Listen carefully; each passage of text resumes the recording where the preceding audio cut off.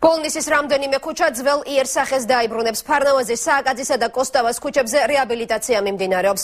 გერმანული პროექტის ფარგლებში სამშენებლო სამუშაოებს შპს დაგმა აწარმოებს. სამშენებლო სამუშაოები კი 7 თვის შემდეგ უნდა დასრულდეს. სარეაბილიტაციო პროექტი 3.812.000 ლარით დაფინანსდება. პროექტის მთავარი მიზანი კი გერმანული სახლებისა და უბნებისთვის ძველი იერსახის დაბრუნება, მუზეუმის ამოქმედება და მიმდებარე ტერიტორიის ტურისტულ ზონად გამოცხადება. იცვლება თავიდან ბოლომდე სანიაღვრე, კანალიზაცია, წყალი მიწა შეიძლება თავისთავად და გაზიც. პროექტი არის დაახლოებით 7 თვიანი, გეგმიურად 7 თვე უნდა გაგრძელდეს და 7 თვეში დავასრულებთ ამას.